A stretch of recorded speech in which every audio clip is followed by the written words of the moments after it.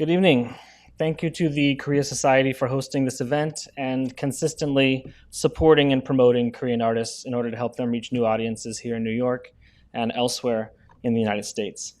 My name is Andy St. Louis, and I'm honored to be here and grateful for the opportunity to share my insights into what I consider a generational shift in Korean art. Before diving into the main presentation, I'd like to share my background in the Korean art world and the inspiration for my book, Future Present, Contemporary Korean Art, which is a survey of 25 millennial Korean artists and also contextualizes their practices amid the social, economic, political, and technological conditions that have shaped their worldview. So I started writing about Korean art in 2011, and I've developed my own voice as a contemporary art critic and commentator on Korean visual culture over the past 15 years. And during that time, I've continued to watch, engage with, and learn from a domestic art scene in Korea that has undergone remarkable growth and consistently created opportunities for artists of all ages through robust federal grants, diverse residency programs, and engaging public art initiatives. But even at the outset, 15 years ago, I could already sense that many of the pieces were in place for contemporary Korean art to earn broader recognition amid the international art world. All that was missing was a spark to set that chain reaction into motion. And then came a steady rise in global attention toward Korean culture, beginning with the viral music sensation Gangnam Style in 2012 and spreading to the entire K-pop industry. The trend really began to pick up momentum around 2017 and was a fully fledged global phenomenon by 2018 when the Winter Olympic Games were held in Pyeongchang. Since then, it's been exhilarating to see the extent to which K-pop music and Korean films have succeeded on the world stage, in addition to Korean drama series, Korean literature, and of course, Korean cuisine. Meanwhile, Korean art was also beginning to enjoy more international recognition as increasing numbers of Korean artists participated in major biennial exhibitions in cities like Venice, Sydney, Istanbul, and Liverpool. Museums in Europe and North America also started to turn their focus toward Korea, bolstered by corporate partnerships, most notably Samsung's long-term agreements with the British Museum and the Guggenheim, and Hyundai Motors' sponsorships of LACMA and Tate Modern. And soon, Western art galleries started opening up locations in Seoul. First, Perotang opened in 2016, then both Pace and Lehman Mopin in 2017, which signaled a newfound confidence in the burgeoning Korean art market and leading a dozen more international galleries to enter the Korean market in subsequent years. And it was around this time that I became the sole desk editor at Art Asia Pacific magazine and began contributing more regularly to international art publications like Art News, ArtNet News, Art Forum, and others. I also launched Seoul Art Friend on Instagram, which serves as a visual archive of ongoing exhibitions in Seoul and a resource for discovering new exhibitions opening every week. The COVID-19 pandemic led to a massive increase in art sales all over the world, but especially in Korea, where the art market expanded almost threefold between 2019 and 2022, topping 1 trillion won for the first time in history. And then following the pandemic, Frieze Seoul launched in 2022, bringing a major international art fair to the Korean capital and cementing its position as a viable hub for the global contemporary art market. And it was against this backdrop that the idea to produce a book focused on millennial Korean artists began to germinate. The reason for this was that despite all the market growth and increased interest in Korean art, everything was still concentrated on artists over the age of 45. And although there were a few artists in their early 40s that had begun to earn widespread recognition, such as Sugi Seogyeong Kang, Heecheon Kim, and Eunsae Lee, I still wasn't seeing much of a trickle-down effect boosting the visibility of millennial artists in their 30s and 40s. There was a clear generational rift in the Korean art world, and I started thinking of how I might be able to, help level out the playing field for what I saw as an extremely competent generation of artists. But there was a real information gap that hindered the ability of millennial Korean artists to connect with global audiences. And it wasn't just about visibility. It was also about the context through which their practices acquire meaning and relevance as reflections of the realities they experienced while coming of age during the millennial era of Korean history.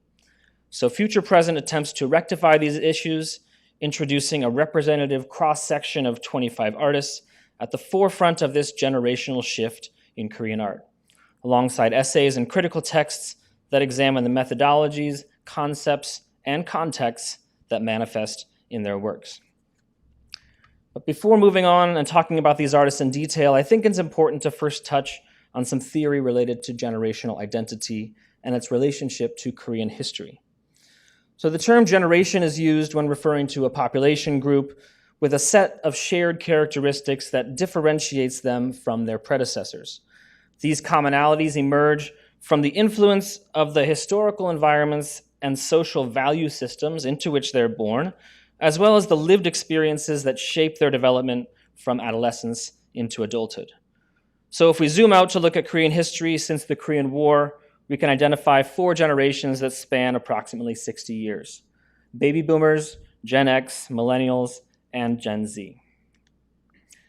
Korea's first generation of the modern era is the baby boomer generation, born roughly between 1950 and 1964. And this correlated to a dramatic rise in Korea's fertility rate in the aftermath of the Korean War. This generation endured the hardships of a rebuilding nation during their youth before experiencing Korea's rapid economic transformation as adults, when they also participated in the nationwide democratization movement that brought nearly 3 decades of dictatorship to an end. So notions of sovereignty and solidarity were central to their formation of generational identity as young people in the fledgling Republic of Korea, while the economic and political progress that took place during their early adulthood forged a sense of national pride. The generation that followed was born between 1965 and 1979 and is known as Gen X. So they've grown up with the conveniences and comforts that accompanied Korea's economic growth during the 1970s and 1980s, and then entered adulthood as the country's first post-democratization generation. However, they also faced the fallout from the 1997 Asian financial crisis, otherwise known as the IMF crisis, when the International Monetary Fund provided $58 billion in bailout funds to stabilize the Korean economy. So this generation, Gen X, is marked by its emphasis on collectivism and empowerment based on shared values. And as a result, they tend to identify themselves based on social rather than political affiliations. As for Korea's millennial generation, which is comprised of people born between 1980 and 1996, they observed this regional economic turning point while they were still teenagers, which earned them the nickname of IMF kids. And in the years that followed, Korea entered a neoliberal era accompanied by accelerating globalization and unprecedented competition in the domestic labor market, which left millennials disillusioned with the promises of neoliberalism and led to a widespread mistrust of social and political institutions. This has consequently led them to reject the premise of an all-encompassing identity and instead assert their rights as individuals that are independent of any group affiliation, preferring to establish their own hybrid values while defying boundaries of ethnicity, class, and gender. And finally, Gen Z, born between 1997 and 2012, is primarily associated with the post-truth era and the impacts of social distancing, which were prompted by the COVID-19 pandemic. But since this generation is still several years away from emerging as an identifiable segment of the contemporary art world, I'll hold off on my analysis and instead focus on some of the shared experiences of millennials growing up in Korea, particularly with regard to their very specific experience of the internet during their adolescence. So whereas Gen Z grew up in the era of smartphones, streaming video, and social media, millennials experienced the evolution of these technologies at a much slower rate. They were still young when cell phones and personal computers took hold as mass market commodities, which means they're not quite digital natives. Instead, their relationship to the internet is the result of a composite worldview that bridges the analog paradigm of their childhood and the digital paradigm of their teenage years. And by straddling this paradigm shift during the most formative period of their lives, they learn to assimilate hybridity into their everyday existence to the point that it has sort of become their default cognitive mode and an indelible aspect of their reality. Now, a symptom of the millennial generation's habituation to these parallel paradigms is the innate tendency to splinter one's own identity and to create a virtual self that is distinct from that of the real world. This began with the advent of usernames for online forums and chat rooms and messenger services. But simply creating a new name for oneself wasn't enough to induce the conceptual leap of assuming an alternate persona. That could only be achieved by actually generating an image of one's online persona, or what has become known as an avatar. And once a person could visualize that virtual self they had created, it was only natural that they began identifying with that image, regardless of how different it might be from their actual self. And in Korea, there was one online platform that dominated in this regard, and it's called Cyworld. The site was launched in 1999 as a proto-social media platform that allowed the user to create an avatar and a personalized homepage known as a mini room in English. And the mini room was the virtual home of their avatar. Now, this was also where users could upload photos, as well as background music and playlists and status messages, and even blog-style posts that were visible to anyone who visited their mini room. And what made this platform especially compelling and also strangely addictive was the ability to upgrade your avatar and decorate your room with items that you purchased using a virtual currency operated by Cyworld. And this encouraged users to reimagine their own real-world bedrooms and living spaces and create a public online space that paralleled their private offline domestic environment. Cyworld reached a critical mass of users in 2004 after its merger with SK Communications. It grew to 20 million users in 2006 and ultimately hit a peak of 32 million users by the late 2000s, which amounted to nearly 2/3 of Korea's entire population at the time. And no one was more consumed with creating and maintaining their mini rooms than millennials, most of whom were teenagers during this period. So prior to Cyworld's release, the idea of creating a personalized website to connect with friends was something that was out of reach for the average internet user, and social media had not come into existence yet. But Cyworld offered the chance to set up a free, ready-made homepage with functionality that surpassed the capabilities of contemporaneous blogging sites that were catching on elsewhere in the world, like MySpace. Remember, this was still the era of flip phones, and Facebook was still years away from making any inroads into Korean internet culture. So in this context, Cyworld not only became an indispensable means of social communication in the early 2000s, but it truly defined the ways in which Koreans forged their virtual identities and engaged with online space. So with this in mind, let's take a look at the first artist that I'll be introducing in today's lecture, named Heecheon Kim.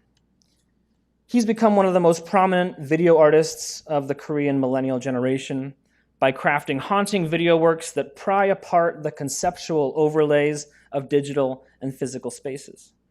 His works reveal splinters in reality that emerge as byproducts of a technologically mediated existence, which he explores through the eyes of protagonists who negotiate dematerialized realities and confront the contradictions of a partitioned consciousness.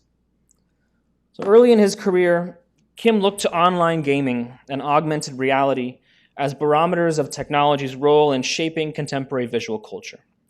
His breakthrough single-channel video titled Sleigh Ride Chill, which you see here, highlights convergences between the actual landscape of Seoul and a virtual facsimile of the city that appears in a car racing video game.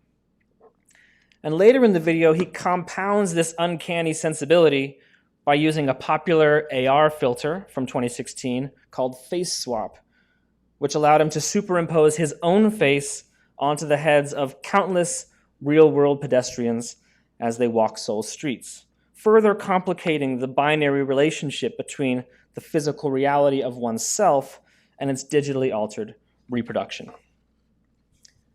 Kim's other works invite deeper consideration of the sensory mechanisms that anchor the self in the real world, even as one's physical existence becomes stripped of materiality in immersive virtual realms.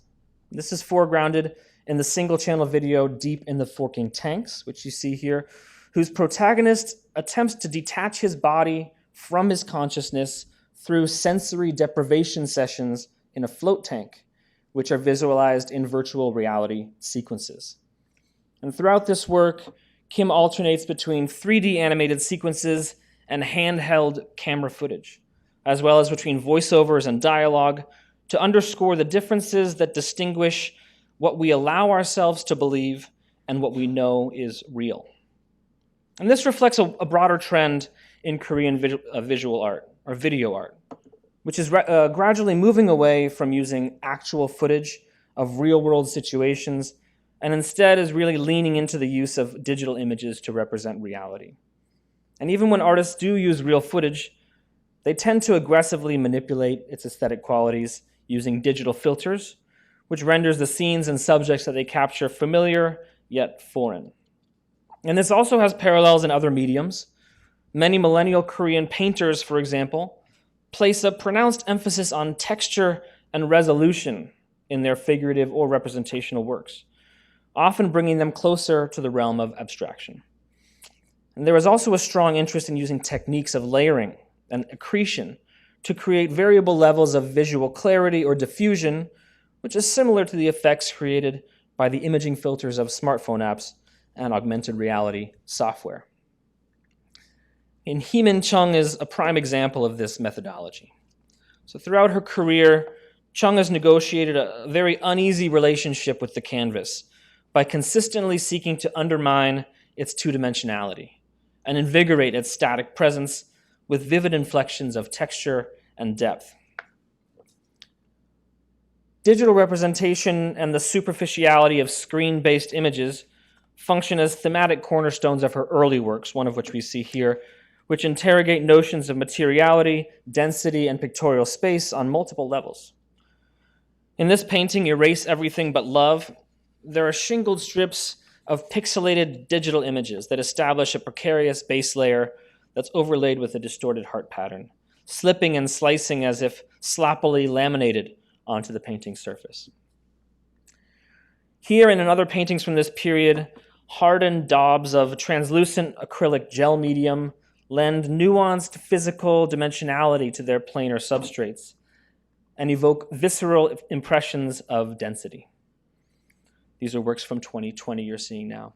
Around 2021, a newfound impetus to pursue action and tactility in her paintings rather than depiction and pretense paved the way for a seminal body of work inspired by the anatomy of flowers.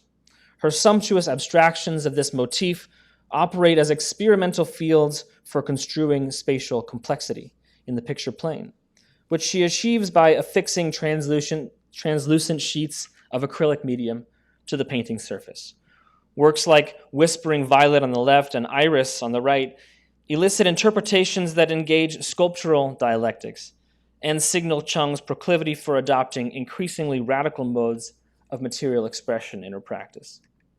Recently, Chung has begun to enshroud her works in layers of flexible acrylic medium and create these pleated textures that evoke the flowing garments of classical marble sculptures. But rather than imbuing her works with the naturalism of Greek and Roman depictions, her technique traces a purely conceptual correlation to classical mythology and its allegorical narratives of ill-fated protagonists who contend with the circumstances that distort their grasp of reality. In works such as this, titled Distant Calling, Chung manifests such ontological ruptures by using countless layers of acrylic medium to structure three-dimensional space over the canvas, which is swathed in overlapping membranes that generate a sense of visual oblivion. The conditions of dematerialized and reconstituted pictorial space are also linked to the virtual worlds of computer games, which most millennial Koreans experience through the online sci-fi strategy game called StarCraft. This game became a nationwide obsession in South Korea following its release in 1998, and this phenomenon was amplified by the proliferation of internet cafes at the time, which Koreans call PCbangs, or PC room. So these spaces were typically open 24 hours a day and equipped with broadband internet access at a time when home internet speeds were much slower. PCbangs rapidly exploded in popularity, from 3,000 in 1998 to more than 20,000 2 years later, and only started to taper off after 10 years. The primary demographic of StarCraft players who frequented these PCbangs was teenage and young adult males. And so along with Cyworld, StarCraft was a hugely influential force behind early internet adoption in Korea. Now, the basics of the game are relatively simple to understand. You build up a big army, attack the bases of other players, accumulate resources, and repeat. But to be a high-level player, you need to navigate quickly across an immense map and toggle commands using keyboard shortcuts and quick click-and-drag mouse gestures. This makes watching a game between StarCraft experts, or esports professionals, almost impossible to follow as they zip back and forth to different points of attack and defense, anticipating each other's moves and mastering the map in ways that would be impossible in the real world. And the sense of simultaneity that this generates is indicative of the way in which many Korean millennials think about virtual space, and its inevitable insinuation into their perceptions of physical space in the real world. For artists, this manifests in more fluid approaches to visualizing their real-world environments as images and masses through processes of recreating, manipulating, and destabilizing conventional notions of spatiality in their works. Of course, this also results in the potential cognitive side effect of altering perceptions of one's own physical body in relation to the screen's infinitely malleable framework of dematerialized visual coordinates. And although millennial Korean artists didn't necessarily spend all of their teenage years exclusively playing computer games, they nonetheless became adept at shifting between alternative modalities of corporeal awareness by either dissociating from their body and observing it from an objective distance, or absorbing the entirety of a digital topography as an extension of their physical presence. And this brings us to Seeun Kim, who's an interesting case study of this duality. She construes the city as a site of somatic encounter and the body as a corollary to the contemporary built environment. Her works depict elements of man-made infrastructure, including buildings, roads, bridges, tunnels, and public spaces, that assert the cityscape not as an externalized subject of contemplation, but as an extension of her own body. So Kim grew up in Bundang, which was the largest of 5 new towns that were hastily constructed on the outskirts of Seoul during the early 1990s. As a child, she was surrounded by nonstop construction projects that systematically transformed what had been a landscape of rice fields into a sprawling residential community of nearly 500,000 people. So the embodied conceptual framework of paintings such as uplifting aisles, which you see here, can be traced to Kim's childhood impressions of this transformative urbanization. She visualizes this on canvas through a highly attuned spatial awareness that recalls the way in which Kim experienced her hometown during her formative years.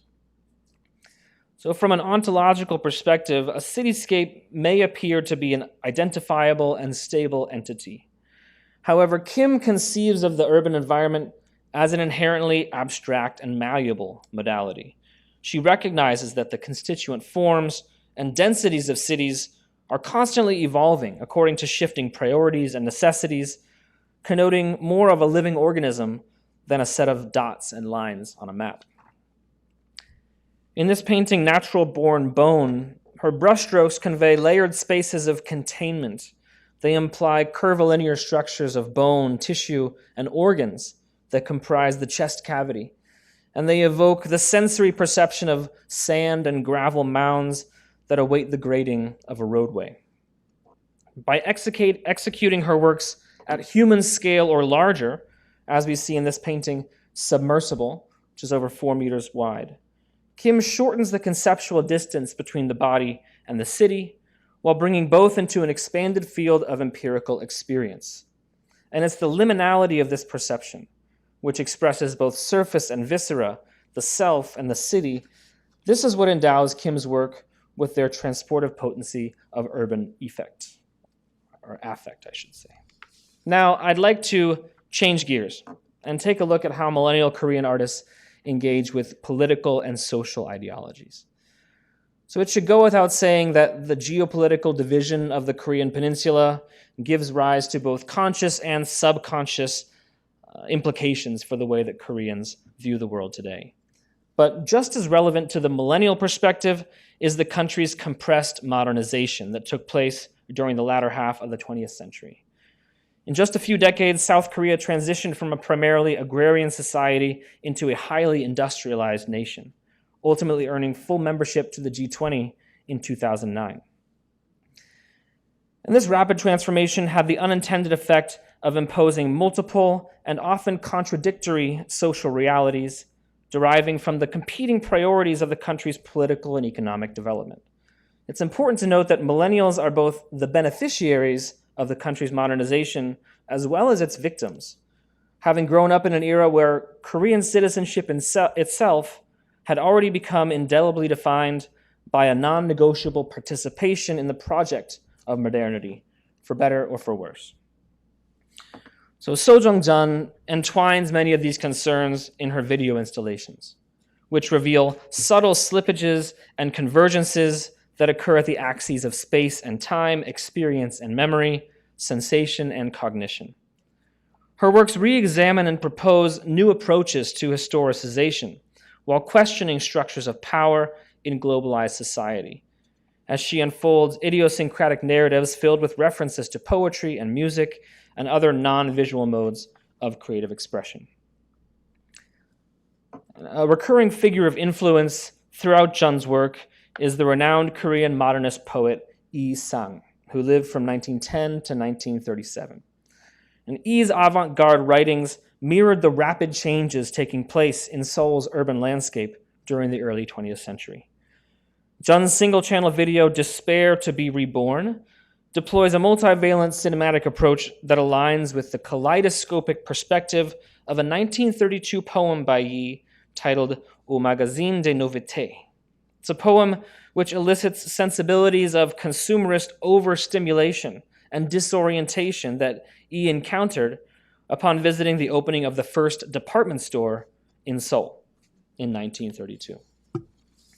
And Jun's video also oscillates between multiple narratives and languages and locations, as well as time periods. Throughout the work, she interweaves archival film clips, first-person POV footage, and sweeping shots of panoramic landscapes, all of which coalesce into a complex and fragmented exploration of the psychogeography of modern cities.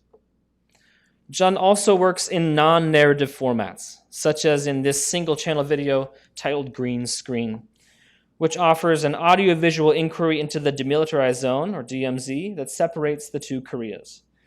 This thin strip of land that comprises the DMZ has been left virtually untouched by humans for the past 70 years, which effectively makes it a non-place, since its lush foliage and serene vistas have remained off limits to all except for indigenous wildlife. We see this installation image on an LED billboard in London at Piccadilly Lights. And in this video, documentary footage of the verdant DMZ landscape repeatedly glitches and stutters, reflecting the conceptual incongruity of the DMZ's interstitial zone. It's an apparent ecological utopia that doubles as the most heavily militarized border on Earth. We'll see a short clip here.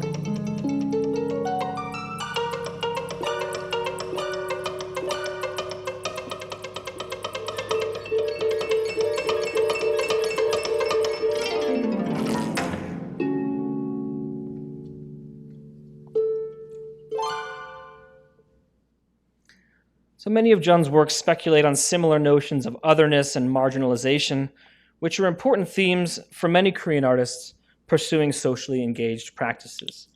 And much of this, of course, has to do with the effects of neoliberalism as a totalizing force in Korean life over the past 30 years.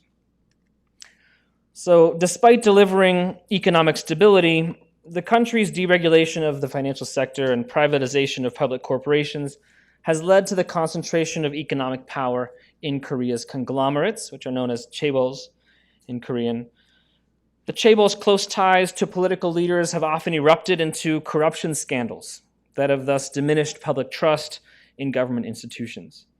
Meanwhile, systematic dismantling of protections for workers has contributed to a more polarized labor market and economic uncertainty for large segments of the Korean population.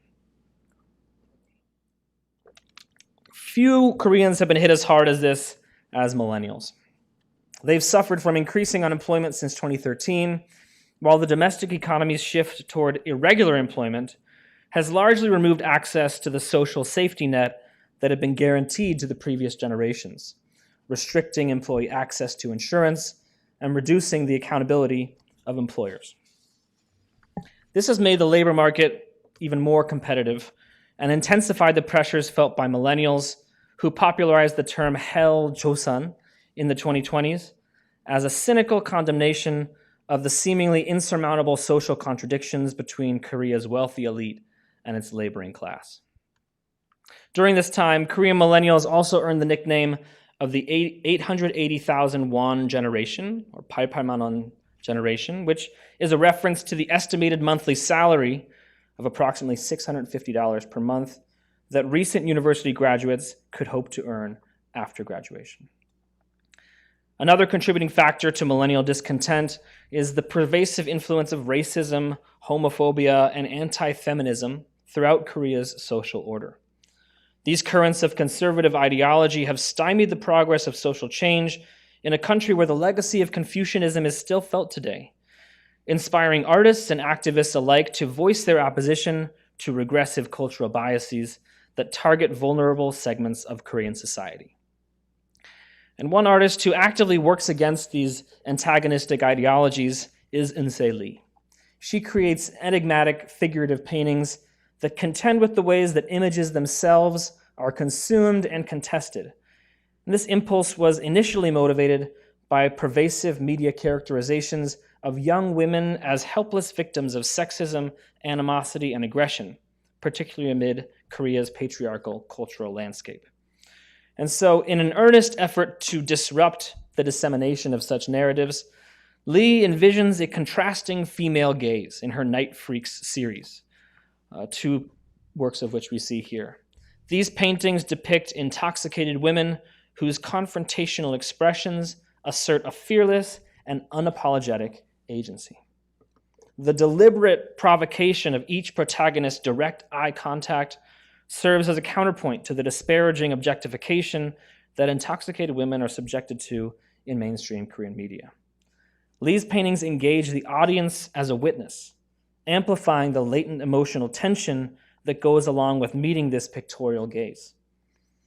But after the critical acclaim of her Night Freaks series, Lee began to reconsider the impact of her paintings. She was concerned they might inadvertently enable the derisive cultural attitudes that she sought to resist, perhaps even commodifying images that reinforce pejorative characterizations of women.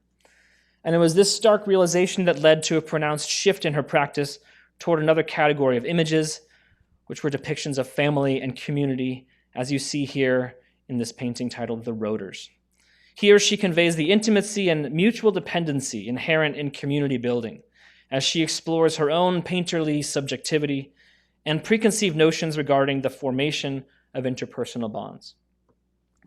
In her more recent bodies of work, dialectics of image and object continue to activate her creative practice, and she investigates images as readily consumable conduits of visceral desire. We can see this in Rubber 1 on the left and Acid Pink and Limp Black on the right, in which she orients her inquiry around the superficiality of the screen and the nullified tactility of smartphone scrolling. The primary conceptual focus of these works is that of image making itself, as well as her relation to her own complex attraction and objection toward painting. But even still, the human figure remains a key motif in her most recent works, where she advocates a renewed compassion for the objects of our gaze, even as they invoke elements of the grotesque and absurd. The polemics of producing and disseminating images has always been contested by artists, particularly in times when those in power seek to deprive those on the fringes of their agency and dignity. This typically involves subverting stereotypes and assumptions that reinforce dichotomies, including male or female, and majority or minority, which millennials denounce as divisive terminologies. In doing so, the artists of this generation express themselves through diverse personal narratives based on their own experiences, as we see with Eunsae Lee, without tying themselves to fixed concepts or frameworks.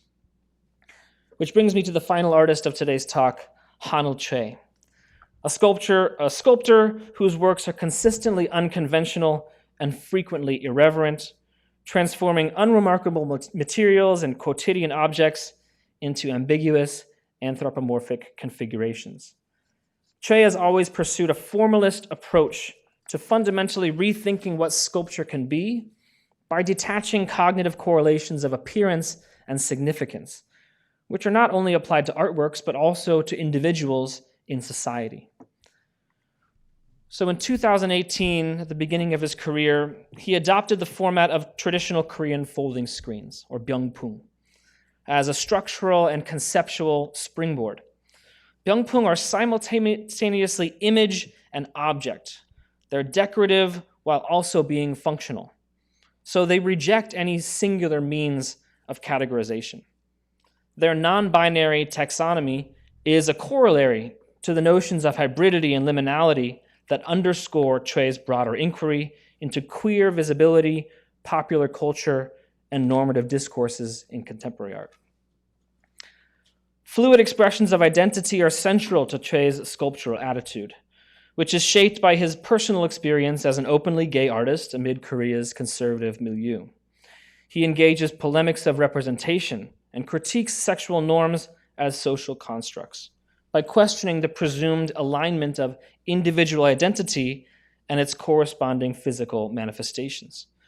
With a sharp wit and a keen sense of irony, he diffuses the inherent tensions and contradictions of self-image and self-expression in the context of queer dialectics.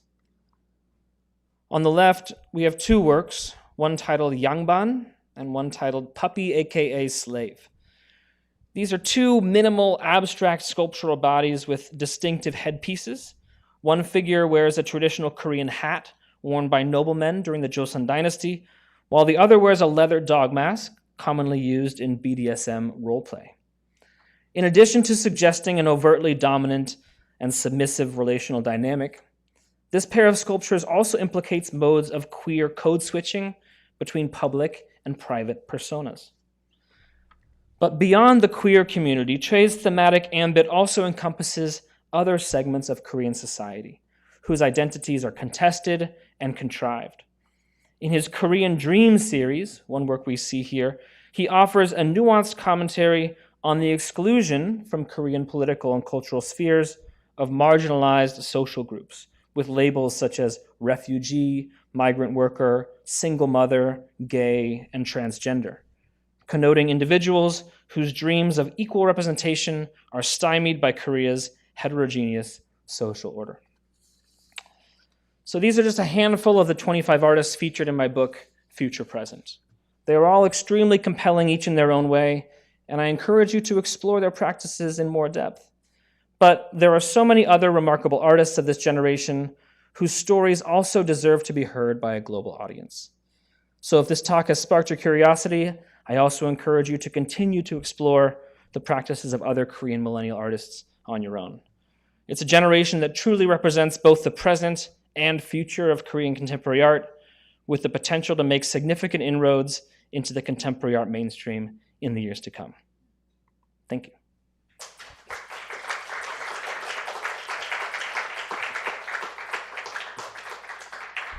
I think we have time for some question and If you have any questions, you can raise your hand. We will bring the mic to you.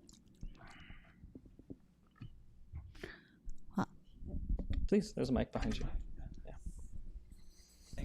Well, first of all, thank you. That was really fantastic. I love the way you intermingled the political, the generational. I thought that's very unusual and unique and very insightful. I have a lot of questions actually, but I'll focus on one, which is simply that what is the relationship between Korean artists of this genre and the international community? Is there a lot of interaction? Do they influence one another? You get the question. Thank you. I think to go back to a big theme of this talk, millennials are, while not digital natives per se, are fluent in digital practices. And I think a lot of millennial artists are certainly influenced by international currents of contemporary art, but mostly through their screen, their smartphone screen or their computer screen.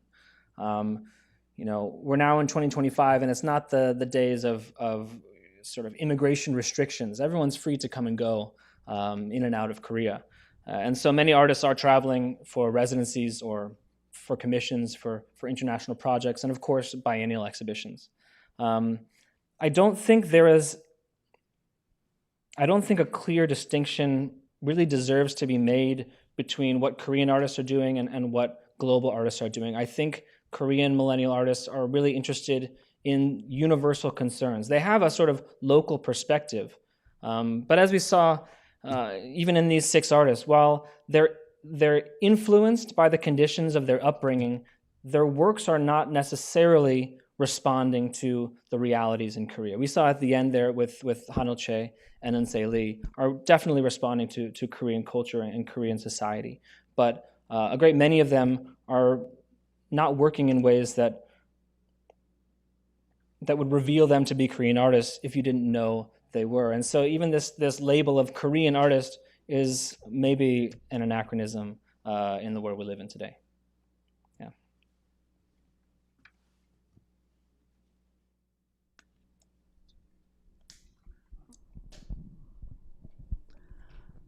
Thank you also for the talk. The question has to do with writing about the contemporary art scene. And often I imagine to a global audience. What are some of the unexpected challenges in doing that? And maybe some frustrations in terms of like what people might want you to write about, but you don't want to, or you get what I mean. Yeah, I'll try to keep my answer as positive as possible. I think the unexpected challenges are I think we have to acknowledge kind of the reality of Korean language and the distance that Korea physically exists from the Western world. It's important to note that Korea has an extremely robust ecosystem of art criticism with multiple very high-level art magazines, constant discourse, very strong art programs and art theory and art history programs. And there is a lot of writing about Korean art, and there is a lot of really compelling curating of these artists. But a lot of it is really contained within Korea because it's really geared toward a Korean audience in the Korean language. Very few Korean art writers and art curators are really aiming toward an international audience because their target is really inside Korea. As a result, a lot of texts do not get translated. A lot of these projects do not get disseminated into the rest of the world. It's it's sort of a revelation when one of these artists is included in a major biennial, such as the Venice Biennial last year when Seeun Lee was in the main exhibition. Having a chance to really reach that global audience is really rare, and I think it can have a really powerful impact. Or Eunsae Lee 3 years ago in the previous Venice Biennale really kind of shocked people and really made them aware of these really compelling practices. As a writer, the biggest challenge is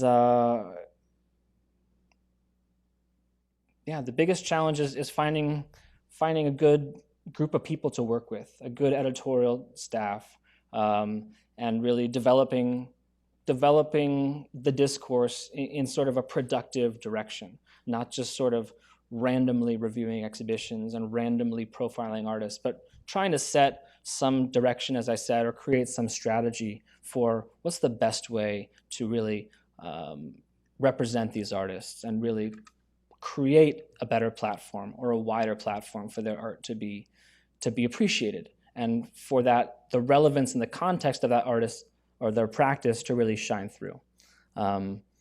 As with any job, there are a lot of pitfalls, and I won't go through all of them here. But I think there's still a lot of room for a lot more writing in English about Korean art, and in other languages, I presume, as well. But there are very few of us in Seoul who are actively doing that, unfortunately. And hopefully this will begin to change, and hopefully this book will sort of open people's eyes a bit more to this generation that's really important to what's happening. Hey, thank you. That was amazing. I've followed Saul Art Friend for a long time, and each time a new post comes up, it just always stands out to me, the art that you share with the world. And I'm just wondering, why is it that this particular generation just has this certain vibrancy and just relevance that even captures American millennial life? And do you feel like that's what's drawn you to it, being an American yourself? Yeah, I think when you're sort of analyzing an artist's practice, to me, it's one of two things, or both, that really stand out. It's either the conceptual framework and the ideas that they're engaged with, or it's the methodology and the technique, working with materials in a way that's innovative, or that's sort of pushing the boundaries. I think Korean artists do both of these very well. I think the art education system in Korea is remarkably strong, given how small of a country it is. And the art schools are really producing some incredible artists.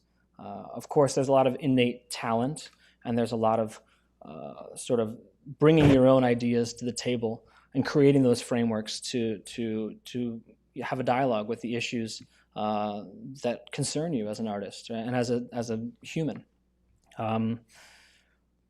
As for why this generation is as vibrant or as compelling as it is, you have to remember that millennial generation is in their 30s and early 40s, and they've been working for 10, 15 years, 20 years in some cases. And so their vision is very clear. They've reached a point where they can see what it is they're trying to communicate, and they have the tools and they have the know-how to really make that a reality. And that comes with time and with practice and with making lots of mistakes and having lots of conversations, whether face-to-face or sort of meeting of minds through artworks, that you sort of reach that point in your artistic career.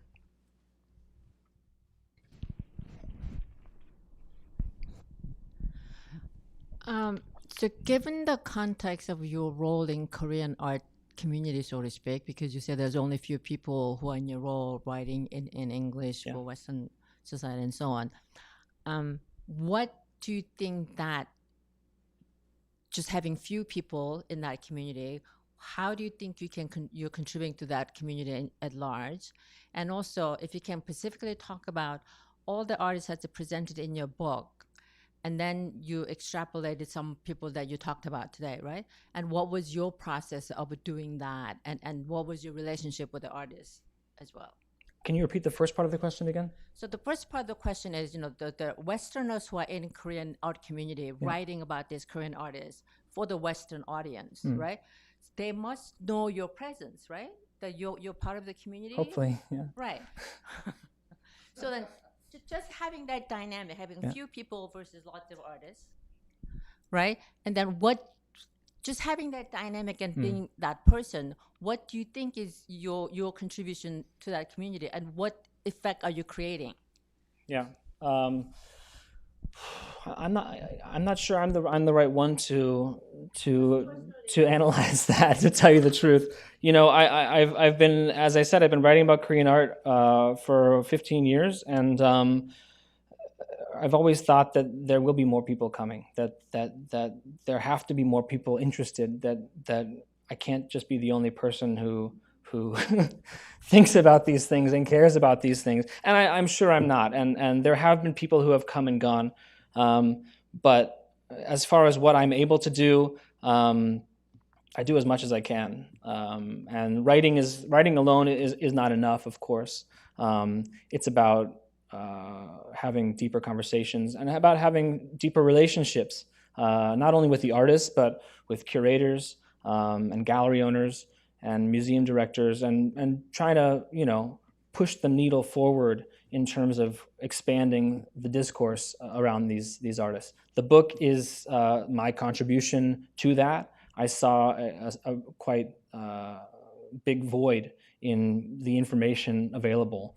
There's only so many of these artists that are participating in these big biennial exhibitions. There are only a few rare opportunities to really see their works in person and get to be aware of them. And so hopefully this is the first major step, or the first major contribution that I can make in addition to my regular writing practice. And as for the second part of your question about how to select the artists, was that correct? It was a long and delicate and at times painful process. But I tried to create as much of a representative cross-section as possible. And I did that through several lenses. One was to have a diversity of mediums and techniques. And so the book has more painters than any other medium, and that's just because there are more painters working than sculptors and video artists. I also wanted to make sure there were no overlaps in terms of the ideas or the approaches that these artists were working in. It was important that the artists had enough of a track record of multiple solo exhibitions and participation in institutional group exhibitions that would sort of validate their practices and also contextualize them amid their contemporaries as well as older Korean artists. And finally, one unexpected result was that most of the artists in the book are women. And I think this also reflects quite accurately the group of artists that we have in this generation in Korea, which is majority women. And so I can sort of condense my approach like that. There are a lot more factors and criteria. It's obviously subjective, as it will always be, making any selection, but I tried to establish as many sort of restrictions as possible to try to make it as objective as I possibly could through that process. Yeah. Well, first of all, it is such a great to hear your whole of like really long and dedicated research and all the data as well, and your background of the Korean research about this how this generation have this tendency right now. It is really amazing. My question is, so about this technology development and all the kind of this lifestyle based on screen media, and these are pretty much like everywhere is like this millennial generation all over the world share this environment. And I think these generations are, these generational artists are the generation who learned visual, like what is global visual language right now.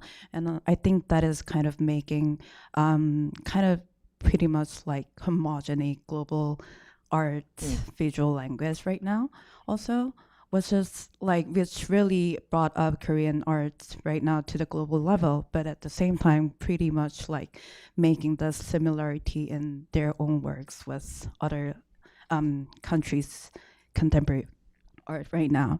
So my question is, what is the Koreanness, like unique Koreanness you find within this artist?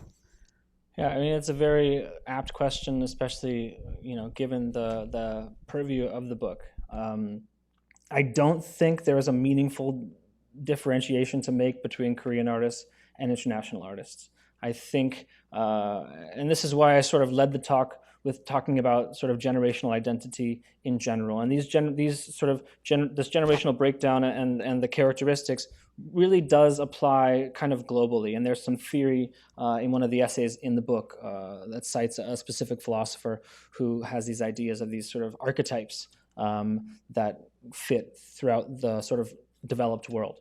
I think, yeah, great artists are engaged with universal issues. But I think any artist, no matter where they're from, is responding to their environment, responding to their personal history, or responding to the way that they view society. I think, as I said a few questions ago, I think even categorizing artists as Korean or Chinese or German or wherever they're from is not really very meaningful, and it sort of calls into question a lot of contemporary biennial practice of the National Pavilion and of sort of perpetuating these labels. Unfortunately, I believe that in order to push these artists more into the global spotlight, I think it's necessary to create some kind of container where people can sort of go to encounter things that they might not expect. And so by sort of lumping people together as a generation, as opposed to according to the themes that they work with or the materials they work with, I would love to do a book just of Korean video artists. There are, too many to count that are really worthy of that kind of publication. But I think what's more important is doing what I can to push them to increase that platform. We could even say the term millennial is also overly sort of constraining. However, I do think it's very helpful to have some kind of label, even if it's not perfect, to be able to sort of reference and say, okay, I'm interested in whatever artist, Sugi Seogyeong from this book, right? I want to learn more about her practice, and you pick up the book, and because of that, you're able to encounter all these other artists that are equally deserving of international attention. So I apologize for a sort of non-committal answer on that, but there is no appropriate answer to that question. And I think there are artists who are also very interested in this, and there have been artists throughout the past 20 years that are asking these questions of what does it mean to be a Korean artist, and how do people see me as a Korean or as a woman artist or as a queer artist or whatever. These are very valid questions, and I think by presenting their work and contextualizing it as best I can, hopefully sort of continuing that conversation and expanding the possibilities for dialogue. Note. Thank you so much, Andy, for your talk. Thanks for coming all the way to New York to share your stories with us. Future Present is available for sale tonight, so make sure you check it out. Thank you so much. Thank you.